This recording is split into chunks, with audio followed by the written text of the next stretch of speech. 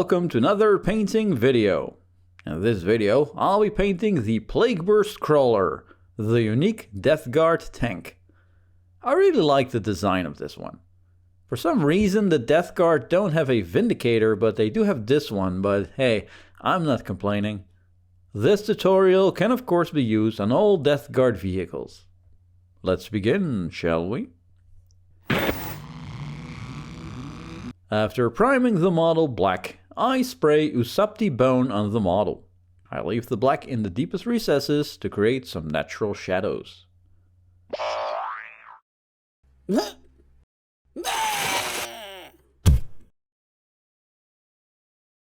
I then spray a Vallejo ivory on the model.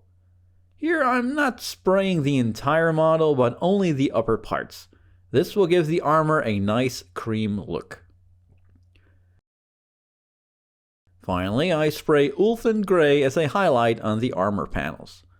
All of the above steps are of course doable by brush, but will take a bit longer. To dirty up the armor panels, I coat streaking grime on the entire surface. No need to add this to parts that will end up being metal or a different color. I'm only focusing on the armor panels here. I then use a dry sponge to remove a lot of the streaking grime. I repeat this process with a sponge soaked in white spirit. Be sure to also use the dirty sponge to create new and interesting streaks and textures on the armor panels by pushing it or dragging it along surfaces. Just play around with this. This could give an interesting effect.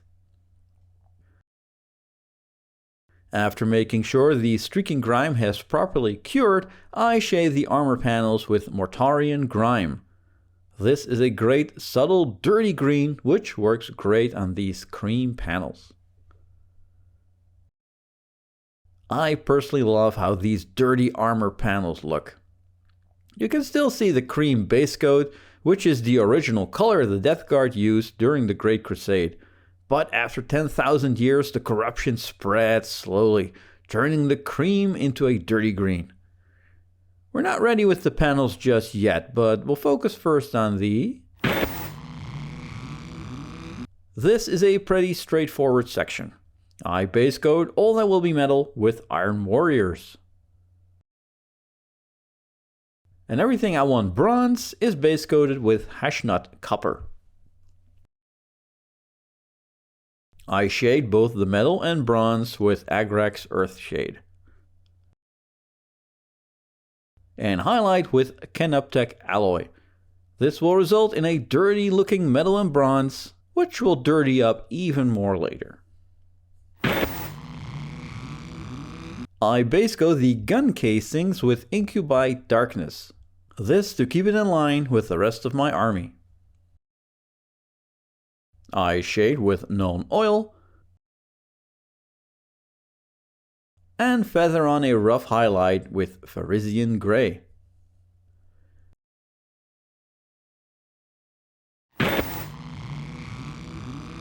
Now we get to the fun part. For this section I'm going to use Dirty Down products. The first one is Dirty Down Rust. I apply this heavily to all the metal areas.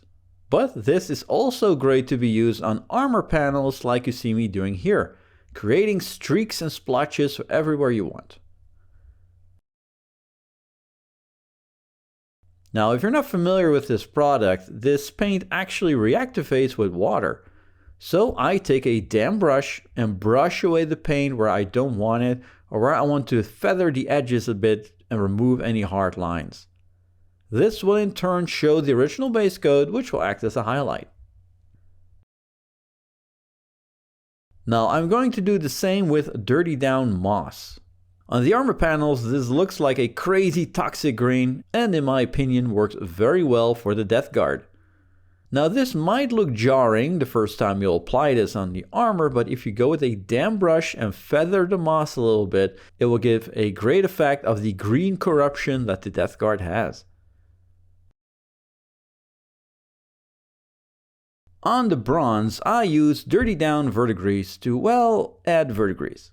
This is a rather dark and subdued color, so if you want something a bit brighter, I recommend you use Citadel's Nihilakh Oxide instead. Finally, I add Typhus Corrosion to the tracks to give them a dirty and worn look.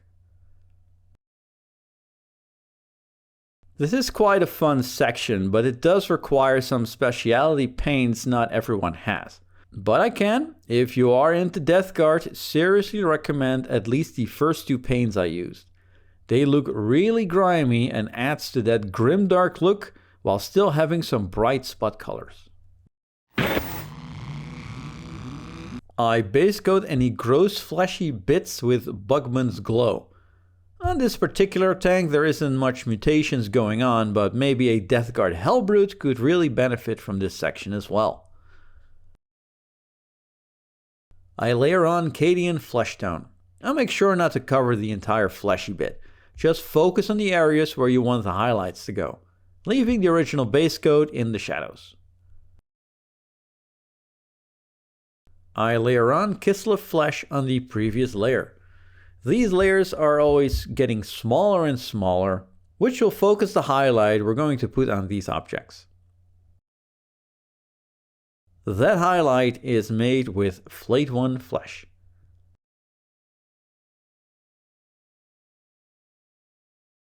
I shade the entire tube with a Targor Rageshade, which will turn the flesh color very sickly.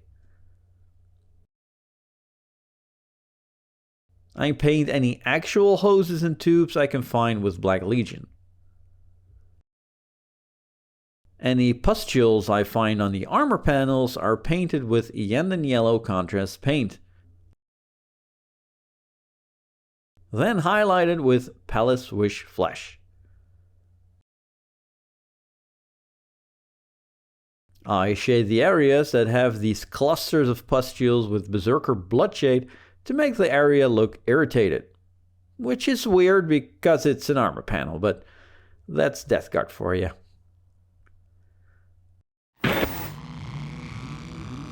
The skulls on the shovel get a coat of Rakarth Flesh. I'll be painting the skulls a little bit differently than the usual bone color. I shade them with Agrax Earthshade and bring back Rakarth Flesh to the raised areas. I highlight the skulls with Pallid Wych Flesh. This gives them an eerie, almost ghost-like appearance.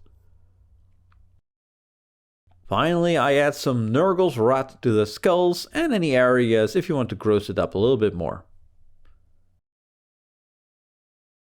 And here we have a finished, rotting Plagueburst Crawler.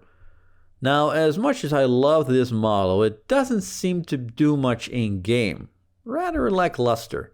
How do you guys feel this unit? Do you have multiple? Which enemies are you firing at? Let me know in the comments. I'll be back with a small tutorial on how I painted the little Nurgling on the mortar and his juicy snack. In the meantime, be sure to check out my Instagram, where I will post pictures of current projects and behind the scenes stuff. But for now, thanks for watching.